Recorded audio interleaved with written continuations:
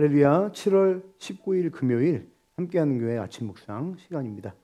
오늘 보실 하나님의 말씀은 예레미야 34장 1절에서 7절 말씀입니다. 제가 세 번역으로 읽도록 하겠습니다. 이 말씀은 바빌로니아 왕 느부갓네살이 자기의 모든 군대와 자기 통치를 받고 있는 땅의 모든 왕국과 모든 백성을 이끌고 예루살렘과 그 주변의 모든 성읍들을 공격하고 있을 때 주님께서 예레미야에게 하신 말씀이다. 나 주 이스라엘의 하나님이 말한다. 너는 어서 유다 왕 시드기야에게 가서 나의 말을 전하여라. 나 주가 말한다. 내가 이 도성을 바벨로니아 왕의 손에 넘겨주어서 그가 이 도성에 불을 지르게 하겠다. 너도 그의 손에서 벗어나지 못하고 꼼짝없이 붙잡혀서 그의 소나기에 들어가게 될 것이다. 너는 바빌로니아 왕 앞에 끌려나가 그의 얼굴을 직접 보게 될 것이며 그는 너에게 항복을 구할 것이다. 너는 바벨로니아로 끌려갈 것이다. 유다 왕 시드기야야, 나 주의 약속을 들어라. 내가 너에게 말한다. 시드기야야, 너는 칼에 찔려 죽지 않고 평안히 죽을 것이다. 그리고 사람들은 내 조상 곧 너보다 먼저 살았던 선왕들의 죽음을 슬퍼하며 향불을 피웠던 것처럼 내 죽음도 슬퍼하여 향불을 피우며 슬픕니다 임금님 하면서 너를 애도하여 조가를 부를 것이다. 이것은 내가 친히 약속하는 말이다. 나 주가 하는 말이다. 예언자 예레미야가 예루살렘에서 유다 왕 시드기야에게 이 모든 말씀을 전하였다. 그때 바벨로니아 왕의 군대는 예루살렘과 유다의 남은 성읍들을 공격하고 있었는데 그 당시 유다의 요새화된 성읍들 가운데 대여서 남은 것이라고는 라기스와 아세가 뿐이었다.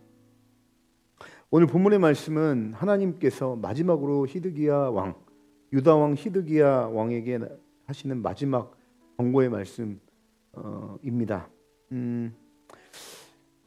사실 오늘 말씀은 예레미야가 이 시드기야 왕에게 지속적으로 계속 반복적으로 전했던 말씀입니다.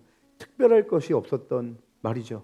그럼에도 불구하고 시드기야 왕은 하나님의 말씀을 듣지 않고 끝까지 자기 인생을 스스로 경영해 보려고 몸부림칩니다. 바빌로니아 공격 앞에 18개월이나 전쟁을 진행을 하고 항복하지 않는 그런 고집을 볼 수 있죠. 여기에는 근거가 있는데 자기 힘으로 이길 수 없으니까 그 이웃나라 인접 국가인 애굽 왕의 도움을 잠시 잠깐이라도 기대하면서 이 어떠한 전쟁을 유지하고 있었던 것이죠. 사랑하는 여러분, 이런 어떠한 모습을 통해서 인간이 하나님의 계획을 따르지 않고 얼마나 자기 스스로 자신의 판단을 신뢰하며 살아가고 있는가, 인간의 죄성을 볼 수가 있습니다. 이스라엘은 또 유다는 하나님 아버지의 그 언약을 끊임없이 거절했고 또 파기했으며 아버지 하나님의 그 마음에 비수를 뽑았던 적이 한두 번이 아니죠. 이제는 그들 스스로가 스스로 정화할 수 없는, 스스로 돌이킬 수 없는 그런 상태까지 이르렀습니다. 그러나 하나님께서는 여전히 이 이스라엘과 유다 사람들을 사랑하셨죠. 잠시 잠깐 징계하고 심판하시지만 아주 큰, 아주 영원한 심판은 아니었습니다. 하나님께서는 예레미야를 통해 심판하실 것이다, 항복하라 이야기하지만 그 뒤 70여 년이 지난 이후에 하나님께서 다시 회복할 것이다라는 약속 또한 하셨던, 정말 유다를 갱신하기 원하고 정말 부흥시키기 원하고 이 자녀들을 하나님의 자녀다운 거룩한 백성으로 주님은 깨끗하게 또 겸손하고 낮은 자세로 주님이 정화하기를 원하셨던 것이죠. 그러나 이런 하나님의 말씀을 신뢰하지 못한 그 시드기야는 이 말씀대로 순종하거나 또 하나님이 정하신 대로 바벨로니아 왕에게 항복하지 않고 끊임없는 그 재앙의 결과를 맞닥뜨리게 됩니다. 사랑하는 여러분, 우리의 죄성 또한 이렇지 않습니까? 주님은 말씀하시고 지금도 말씀하시고 또 반복적으로 말씀하시지만 우리의 지독한 이 고집이, 죄성이 하나님의 말씀을 듣고 있지는 않습니까? 보여지는 예배 시간에는 듣는 척하고 말씀은 보지만 실제로 그 말씀을 신뢰함으로 내 삶을 그 말씀에 던지는 그 일, 그 말씀에 내 운명을 거는 일을 하고 있지 않고 여전히 내 경험과 내 방식대로, 내 생각대로 삶을 살고 있지는 않은가? 우리는 이 히드기야의 이 마지막 때의 모습을 우리가 살펴보면서 생각을 해봐야 될 것입니다. 오늘 하나님의 말씀은 분명합니다. 항복하라. 그 항복하라라는 것은 무엇이냐면 표면적으로는 바벨로니아 왕에게 항복하는 것처럼 보이지만 사실은 그것이 아니죠. 이것입니다. 하나님의 계획 앞에 신뢰하라. 하나님의 말씀 앞에 순복하라.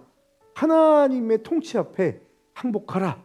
그것이 너희들이 살 수 있는 유일한 길이다라고 이야기를 하는 것입니다. 사랑하는 여러분, 우리는 이 예레미야의 전반적인 내용을 통해 하나님께서 여전히 이 유다와 이스라엘을 지독하니만큼 사랑하시는 분이라는 것을, 변치 않는 분이라는 것을 우리는 알 수 있었습니다. 우리가 깨끗하기 원하고, 우리가 거룩하기 원하고, 온전하게 하나님 편에 서서 주님과 함께 온전한 연합된 거룩한 백성으로 살기를 원하시는 하나님 아버지, 그 하나님께서 이들에게 필요한 과정을 주시는 것이죠. 여러분, 나중에 보시면 이들이 결국에는 이 70년간 이 바벨로니아 생활 가운데서 이들이 낮아지고 겸손케 되죠. 그리고 하나님의 말씀을 이제는 정말 겸손한 마음으로 순종할 수 있는 자세까지 이들이 변화되는 모습들을 볼 수가 있습니다.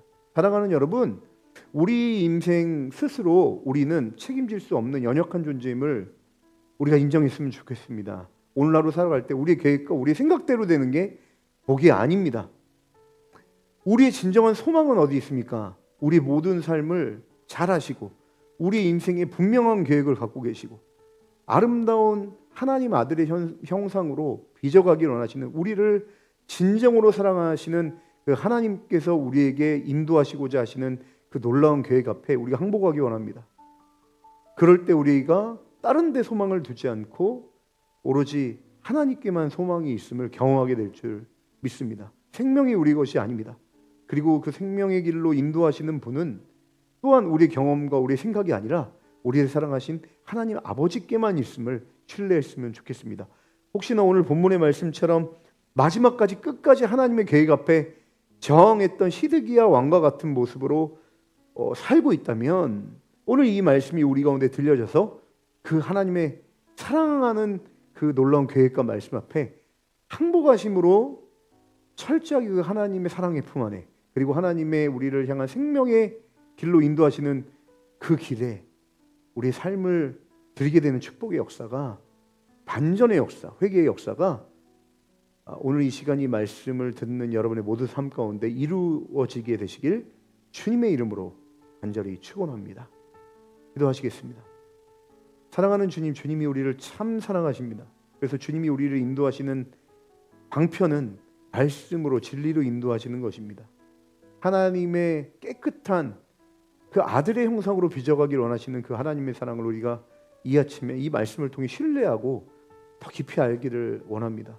히드기야 왕처럼 우리의 생각과 고집을 부림으로 항전하지 않기를 원합니다. 우리가 하나님 말씀 앞에 순복하고 항복하기 원합니다. 그래서 우리가 하나님 말씀에 순종할 때 그 말씀 뒤에서 하나님께서 얼마나 우리를 사랑하시는지, 주님만 생명이고 소망이라는 사실을 우리 온몸으로 경험케 되는 역사가 있게 하여 주시옵소서. 감사하며 예수님의 이름으로 간절히 기도합니다. 아멘.